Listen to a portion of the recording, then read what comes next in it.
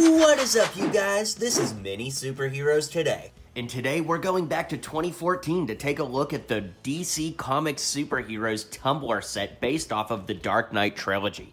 Now this set, like I said, came out in 2014 and was for ages 16 and up. It retailed for about $200 at the time and was available from December 2014 through January 2016. Relatively short lifespan for this one at about 2 years. It is almost 18 inches long, 6 inches tall, and has 1,869 pieces.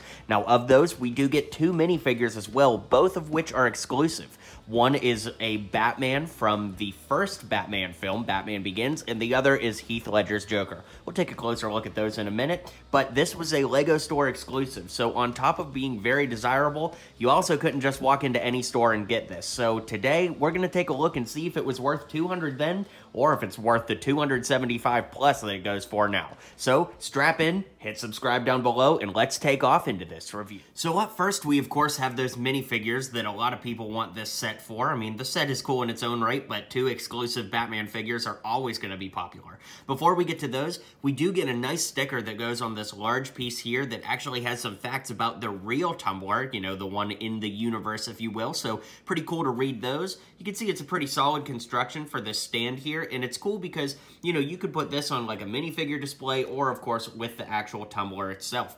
Now, with that being said, we'll take a look at these figures. So, as I mentioned, the first figure we have here is Batman, and one thing that fans will recognize is that this is actually the suit from Batman Begins, not from the Dark Knight. They wanted to do an exclusive figure for this, and the Dark Knight Batman figure came in its own set from the Dark Knight Rises, and it was also a San Diego Comic-Con exclusive, so the only suit left from these movies that they really could do is this Batman suit. Now, one other cool thing is, if you lift up the helmet, the head is actually exclusive to this set. It's very similar to other LEGO Batmans, but it is a piece that only appears in this set, so it is cool that, you know, he is pretty much entirely exclusive, and he definitely looks great and accurate to the film. Now, of the 2 figures, of course, the one that people are a lot more excited about, or continually have been more excited about, is the Joker, the Heath Ledger Joker. LEGO doesn't often make super violent characters, so to get the Joker is actually quite cool. You can flip his hair around and see that he does have a kind of smug face on one side and then a big toothy grin on this side. It's a little bit hard to see, but his teeth are actually kind of yellow, which is an interesting detail, but it is a fantastic figure, and both of them make for great additions to this set.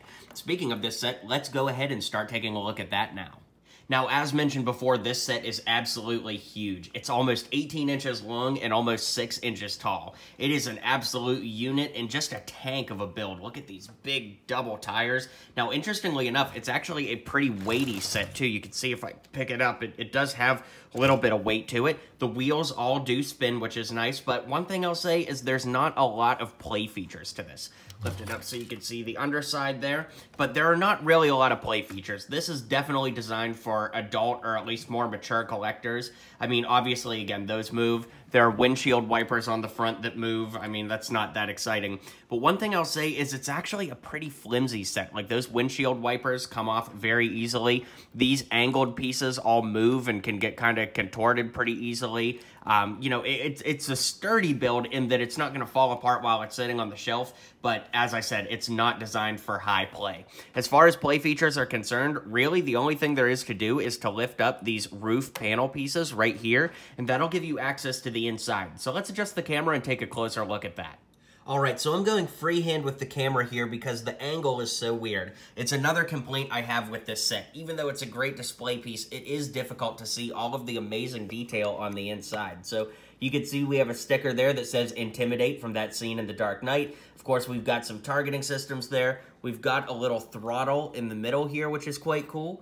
Then over here, you can see the steering wheel, and of course, in the movie, this part can move out into the Bat Cycle, but, you know, this set doesn't have that feature. In fact, they did a Bat Cycle set, which was a completely different exclusive. Maybe we'll talk about that some other time. But you can see there are lots of targeting computer stickers inside, which are quite cool. You can see over here, got like some police cars on the scanner, a little, you know, keyboard there, but it does look really great.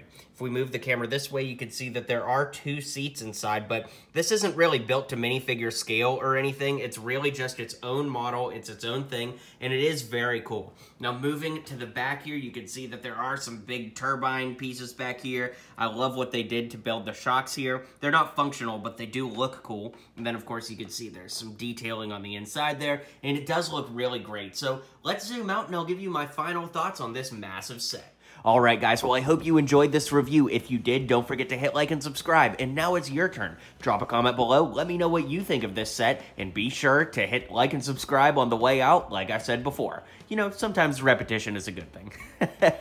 I'll see you guys on the next video, and until next time, build on. If you liked what you saw and you liked what you heard, feel free to click that subscribe button for more LEGO content coming in the near future. So, thanks for tuning in to today's video, and until next time, build on.